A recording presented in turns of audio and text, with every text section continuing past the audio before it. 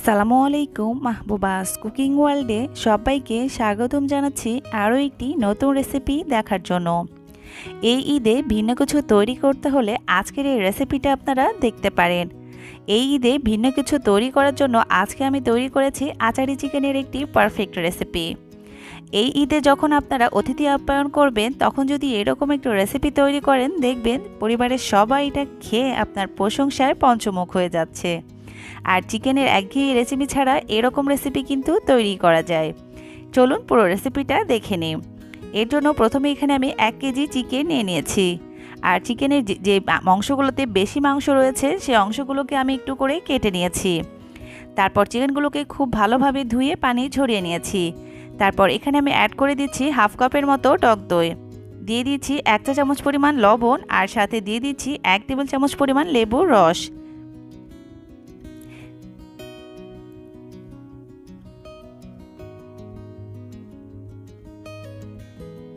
দেখুন লেবু থেকে কিন্তু আমার 1 টেবিল চামচের মতো রস নেওয়া হয়ে গেছে।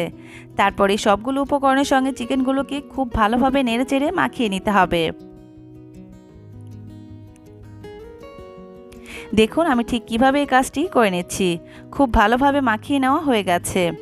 এবার এটাকে এক পাশে সাইড করে সরিয়ে রাখছি। তারপর চুলায় একটি পাত্রও বসিয়ে দিয়েছি।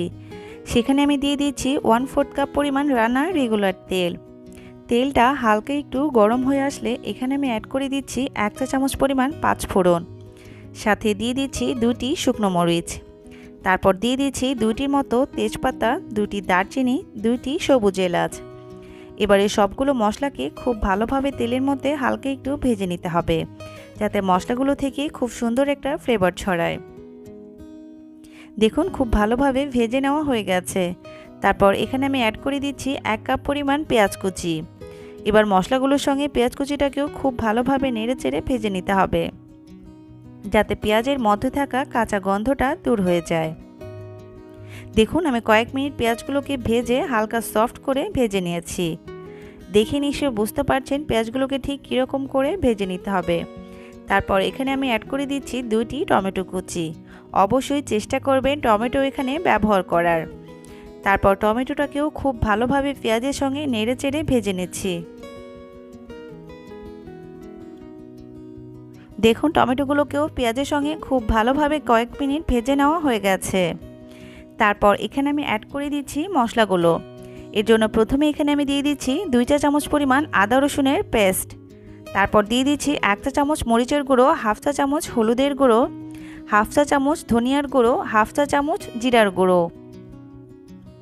তারপর দিয়ে দিচ্ছি এখানে আমি স্বাদ মতো লবণ। এবার এই সবগুলো মশলাকেও খুব ভালোভাবে নেড়েচেড়ে মিশিয়ে নিতে হবে। দেখুন সবগুলো মশলা খুব ভালোভাবে কিন্তু টমেটো আর পেঁয়াজের সঙ্গে নেড়েচেড়ে মিশিয়ে কিছুক্ষণের জন্য কষিয়ে নিতে হবে, যাতে মশলাগুলোকে খুব ভালোভাবে কষিয়ে নেওয়া যায় আর মশলা থেকে কাঁচা গন্ধটাও দূর হয়ে যায়। খুব ভালোভাবে কষিয়ে নেওয়া হয়ে গেছে। তারপর এখানে আমি আগে থেকে মাখিয়ে রাখা চিকেনগুলো দিয়ে দিচ্ছি। এবার চিকেনগুলোকেও খুব ভালোভাবে নেড়েচেড়ে মিশিয়ে নিচ্ছি। এই পর্যায়ে হাতে একটু সময় নিয়ে খুব ভালোভাবে কিন্তু মশলাগুলোর সঙ্গে চিকেনগুলোকে কষিয়ে নিতে হবে। দেখুন খুব ভালোভাবে কিন্তু মাখিয়ে নেওয়া হয়ে গেছে।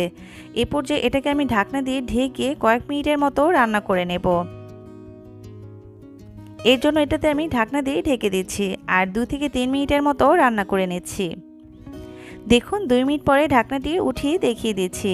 চিকেন থেকে কিন্তু অনেকটাই পানি বের হয়েছে।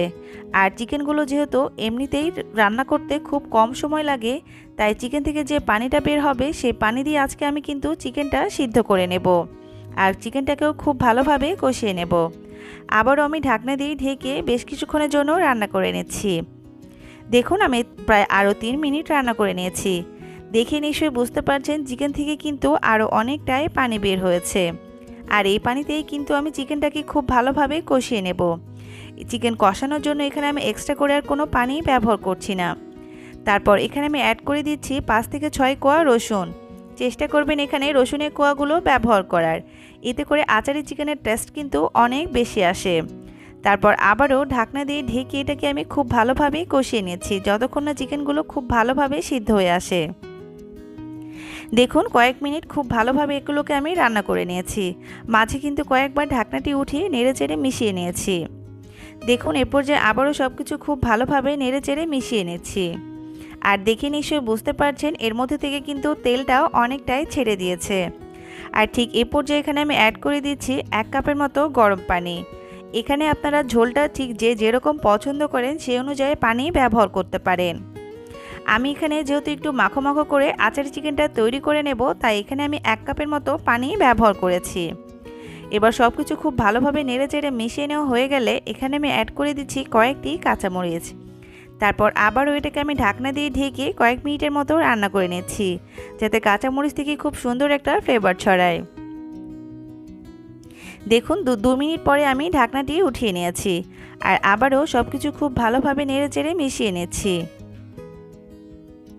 দেখুন সব কিছু খুব ভালোভাবে নেড়েচেড়ে মিশিয়ে নেওয়া হয়ে গেছে। তারপর এখানে আমি অ্যাড করে দিচ্ছি হাফ চা চামচের মতো চিনি, আর দিয়ে দিচ্ছি হাফ চা চামচ ভাজা জিরার গুঁড়ো আর হাফ চা চামচ গরম মশলার গুঁড়ো। অবশ্যই কিন্তু চিনি আর এই মশলাগুলো ব্যবহার করার চেষ্টা করবেন।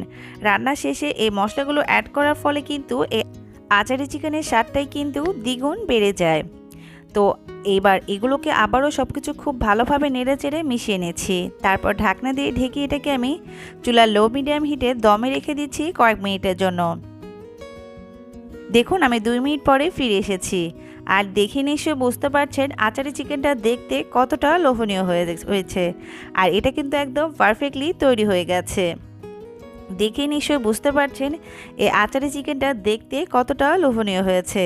এটা দেখতে যেমন লোভনীয়, খেতেও কিন্তু ঠিক তেমনই মজাদার। এটাকে গরম গরম পরিবেশন করে নিচ্ছি। এটাকে আপনারা যে যেরকমভাবে পছন্দ সে ঠিক সেরকম অনুযায়ী এগুলোকে পরিবেশন করতে পারেন। রুটি পরোটার সঙ্গেও কিন্তু এগুলো পরিবেশন করে খেতে অসাধারণ লাগে। আবার চাইলে গরম গরম সাদা ভাতের সঙ্গেও কিন্তু পরিবেশন করতে পারেন। তো আশা করছি এই ঈদে চিকেনের ভিন্ন কিছু তৈরি করতে হলে এই আচারি চিকেনটা কিন্তু তৈরি করতে পারেন, অথবা মেহমান আপ্যায়নেও কিন্তু এরকম ভিন্নধর্মী চিকেনের রেসিপি তৈরি করতে পারেন। আশা করছি আপনাদের কাছে আজকের রেসিপিটি অনেক ভালো লেগেছে। আল্লাহ হাফিজ।